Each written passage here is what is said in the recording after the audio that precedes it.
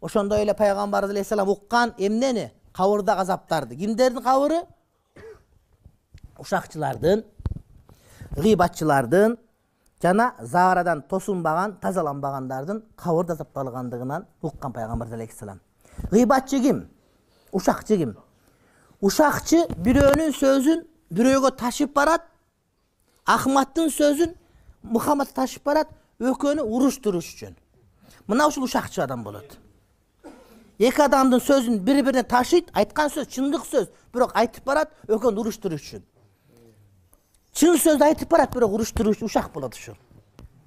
Бирок шарият уруксат берет, жок сөз айтып барсаң болот, жалган айтып, экөөнү жараштырыш үчүн. А бирок чын сөздү айтып бар, бирок максатың уруштуруш үчүн болсо, анда бул ушак болот.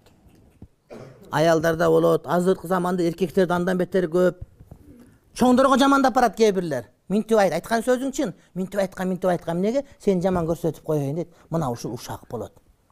Ошолорго кабырдын азабы бар. Анан гыйбат эмне? Гыйбат деле чындык сүйлөйсүн.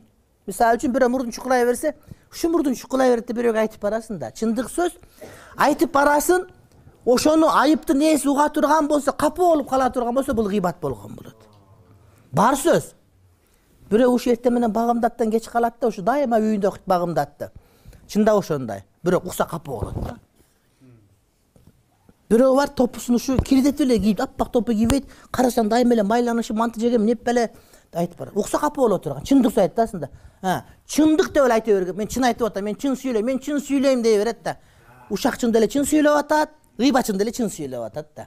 Экөө тең арам күнөө иш кылып атат да. Демек, чын сүйлөм дегенин бардыгы эрдик болуп, кайсарлык акыл жетпеген келесі олук. Чын сүйлөй турган учур бар.